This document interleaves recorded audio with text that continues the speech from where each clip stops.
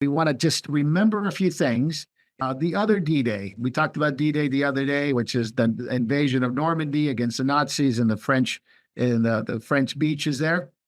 But the other D-Day in Saipan, the Mariana Islands, largest Mariana Islands there, and that was June 15th. So it was the 80th anniversary, June 15, 1944. It went all the way to July 9th, 1944, until the American troops were able to secure the island because the Japanese were attacking. Actually, it was like almost like suicide attacks. So we're coming on to the American forces, and they eventually were able to secure the island, and they were able to launch attacks from there into Japan. But they were Japanese students, there were American students, there were even Australian students everywhere to remember and commemorate the 80th anniversary and how horrible the war was. And that's one thing the mayor of Saipan was making sure that the young people knew how horrible war was, how many people lost their lives in a war that should not have happened. But David, I'll turn it over to you.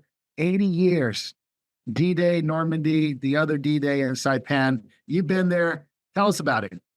Yep. Well, when I was in the 5th grade, took a class trip over to Saipan, landed on the very same airstrip that was coral, crushed coral at the time, made by the sea beach there. And so we learned about the horror of war that was there. So they've been doing these trips a long time now, but then it was just American and Guamanians on my trip. But now they're trying to make it an international. And Saipan was very bloody. But Guam was bloody too, which That's was right. the island before. And if most people, if you know World War II history, why'd they have to drop the bomb? They were defeated. No, the generals told the soldiers to fight to the end, do not let any prisoners go, and kill them. So they had this mentality that they could never surrender. Okay, and when you saw these wars, you saw troops, the Japanese troops, fighting to the end, suicide charges, no enemy, coming with just swords against machine guns and flamethrowers and all this. And then also there's pictures of the Japanese civilians going to the cliffs in Guam and jumping off. That's right. Suicide. You know, That's it right. was just fight to the end. There is no surrender. And so this Saipan becomes the stepping stone that now we could fly direct to Tokyo, Japan from our islands, and we could build it up. Now we had clear access to rearm planes for daily bombing raids. There were over 500 Japanese cities burned by, in the way Dresden was burned with fire bombs. But before we hit them with the nuclear weapon, but many of these came off of the island there in Saipan. In fact, the Enola Gray loaded the nuclear bomb there and took off from there. Wow. So it's an important island. It was an important fight, and a lot of good men died taking this to put a stop to the it was the Marianas Islands was the true beginning of the end for the war. Midway was the turning point, but now we had an open door. Yeah, so from there we were able to go into, it was like used as an air base for the raids, and then of course there was September 2nd. Yeah, there was no stopping the bombings now because generally the Air Force of the Japanese had been devastated, and all the pilots, they did have pilots that became kamikazes, but they were untrained men, young men, you should fly level, then try to dive on and hit something. Yeah. Well, I think with the Battle of Midway, what you see is most of the veteran pilots died in that battle. Yes, that's correct. And then when you got to the Marianas, the American pilots called it the Marianas turkey shoot, because they would send like pilots with less than 100 hours against these veteran American pilots. And so these kids who have never flown a Zero before would just be shot down almost instantly by the Americans. Yeah. And then also, if you remember, we had the introduction of the Hellcat. Correct. It was an upgrade for more powerful engine. Yeah, they had learned to fight the Zeros with the old Buffaloes.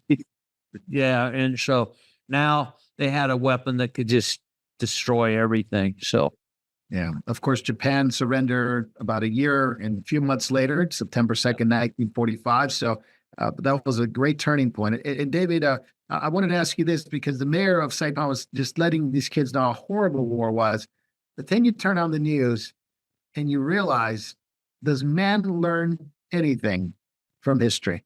I mean, a horrible war, but do we learn anything? Because you turn on any news that is viable or even worth watching, and what do you see? Ukraine, Russia, Ukraine using German tanks, Ukraine using U.S. weapons to attack Russian targets in Russian territory. You see Putin wanting to side with North Korea and China and other places for nuclear weapons. You see NATO wanting to get these nuclear, basically out of storage, nuclear heads out of storage. We just talked about how horrible Saipan was. Don't we learn anything? well, those that forget history are condemned to repeat it. That's right. Those that don't remember the past or history are condemned to repeat it. And so this is what's happened. The whole world has forgotten what World War is like. 75 years plus is enough to forget everything. That's right. And we're marching to the same drumbeat down the path to war. Yeah, the same. Jesus said there would be wars and rumors of wars, and we're seeing everywhere. Yeah, it is an escalation for sure. I was reading Luke 21 yesterday about what Jesus warned about these things. There will be wars and rumors of wars, as well as Matthew. And Jesus was talking about the multiplication of all these scenarios that we see today. That they've always been, and this is where a lot of people look side of prophecy, because they say, well, they've always been. What's the point? What's the point of me talking about it? Or you have preterists who say that already happened, that all these things already happened in 70 AD. So they really don't know the time. And what Paul the Apostle told the church in Rome is knowing the time, to wake up out of your sleep and know what's going on. And David, this is Poland, Romania are told by the Biden administration that they cannot have Patriot missiles because it's all going to Ukraine. So they're a little bit upset about it because their defense against Russia, which are nearby to Russia, are now vulnerable because it's all being funneled into Ukraine. Any thoughts on that? Well, it is making our allies in NATO vulnerable, but even them are shipping stuff. Now we have Germany shipping things to Ukraine. France has. So Ukraine is a war, but now Mr. Putin is probably quite embarrassed about not being able to finish this war. Thus, he's going to Korea to get more weapons. He's getting an ally on his backside there, hoping that Vietnam can help him out. But it's just, before, Marco, you would have a war and wars and wars in different places throughout history. But then we came into the 20th century and we had a couple world wars. Yeah. Okay. Expanded things, but they weren't really true world wars. I mean, yes, it was, across the northern continents and everything, but now we're having wars not only in the Middle East, but looks like wars in the Far East, and even the possibility of war coming to America. That is one thing I don't think Americans realize how this thing really is. We've got hypersonic missiles in Cuba.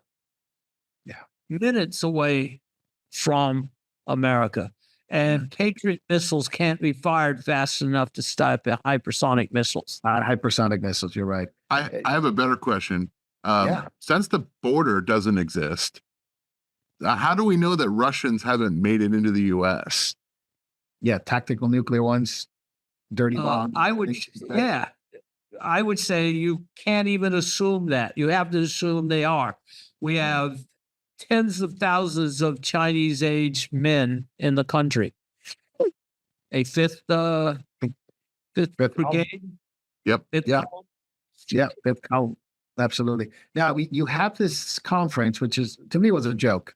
It's called the Swiss Peace Conference. It was just this past week. One of the key speakers was Zelensky. it was a peace conference, but all they talked about is arming Ukraine and how they're going to defeat Russia. David, shed some light into this. It's a peace conference. Putin offers a peace conference, and I know some people didn't like what he offered and things like that, and I get it. It was one-sided seemingly, but at least something's on the table. You can go to him and say this, and this. You can't do this, that, and that. But instead, it's no, a hard no, and we're going to arm our allies, NATO, and we're going to give more to Ukraine so they can fight into Russian territory. What's the peace conference all about? Arming Ukraine and dragging the world into war. I mean, if there's any peace, it has to have two sides. Mr. Right. Putin's laid it.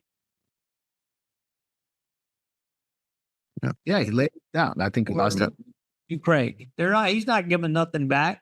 He's just, look, as we've said before here, he's rolling out his nuclear missiles. Europe is telling its citizens to store up food. Well, Yeah. why? Oh, because you might have shortages. You might have supply chains interruption. Oh. You might have things like, limited nuclear war there. Yeah. Could be. Denmark is the newest country that is warning its citizens. Denmark is telling its citizens to stock up on water, food, medicine. Not only them, but there was Poland, there was Germany, there was even Great Britain that was alerting their citizens. So, David, this is not an isolated case where maybe one country it's being maybe hyper responsive to this, but it's several of them. It's all of them. Perhaps even Sweden. Rolling out there, this is how you get into a shelter and all that. So Finland's done that. Yeah. It's not looking for peace. Nobody's looking for peace. And it is interesting, Marco. There's a military outfit from America whose name, it starts with a D. My name, I just forget. But they created for 2025 a population reduction estimate. And it's quite crazy about how America, they said, will go from 300 million to 147 million. The amount of less in China, amount of less in all over the world. Population reduction that's crazy. But why would the military want to know these things? Why are they predicting these things? Well, if everybody knows war's coming, that has the power to wage war, it should tell people something about what is coming in the possibilities. I mean, we know if the seals start to be opened, that at one point, that 1/4 of the world's population will be given up to the Antichrist for destruction in war. Yeah, the seals. Yeah, you're talking about the seals. And if they open and if this is that time. Yeah, you bring up a great point, David, because people are just really freaked out about this. I mean, the ones that know, the ones that are paying attention, there's people that don't want to come out of their houses, incredible depression, incredible anxiety because of this. I remember reading a report, I think it was during the World War II, I think it was, where people didn't even know didn't want to know that the world was over, and they would hide in bunkers. They wouldn't come out of their home. There were husbands whose wives were in shelters. They didn't want to come home because they were so afraid of a nuclear war. And we're starting to see that again in society. Just the ones that are aware are becoming frantic. And then there's those that are completely unaware. They're living their lives as if nothing is going on. So, David, how we're to bring those together, to be aware, knowing the time, Paul says. Jesus says, when these things happen, lift up your head. There's awareness of what's going on, yet we're commanded not to fear, commanded to trust God, commanded to go on with our great commission, which should be our first priority. So balance that out for us where people see, I have a son, I have a daughter, and they know, am I going to go to war? Am I going to send my kids to war? And yet having to trust the Lord and keep focus on what he called us to do. Well, that's what we're supposed to do. Okay. And I mean, most Christians we have to understand truly, we have a future. This is not the end, no matter what the world does to us. There's a saying Jacob says, plan for the future, just don't count on it. That's right. You know? That's right. But we do have a future. We do have a future for 7 years that the earth is going to exist, and then 1,000 after that, and then for the ages to come. So eternal life, we've already positionally entered eternal life. Okay, so people have to know that if we were to die, the first thing you're going to realize is you're alive, right? And so we don't want to fear. We do want to live our lives. We want to try to make provisions as best we can for the coming days. And if things get darker, of course. But at the same time, I think somebody said there's 365 times in the Bible, maybe one for every day. Yeah, 365. That's right. The English Bible. Or Fear. do not fear. Yeah.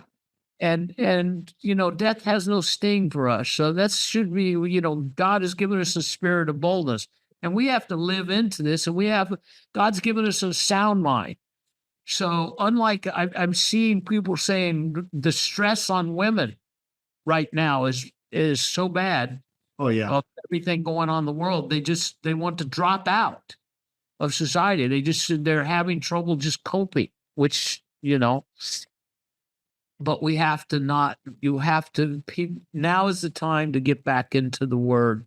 Now is the time to just renew. If you've been drifting from the Lord, if you've been just lukewarm, ask him to fire you up so that you can be ready for the coming days. He's ready. He's waiting for you. So do what it takes to be of a sound mind, or to start talking to your kids, start talking to your family. Time is short.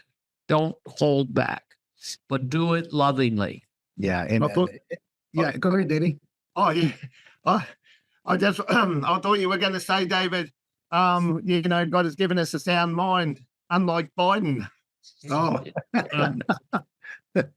Yeah, well, he does not have a sound mind, but I would not, and I'm just speculating, would not be afraid to say that he very well may be demonically charged, as well as many in the world, because we see the overlying spirit over all these countries and the craziness of them speaking of a world war when we have nuclear weapons that could wipe out the whole world. How will this it'll change everything, I think that's what makes it partly different this time too. Yeah. These world leaders, they're not of a sound mind. They're not rational.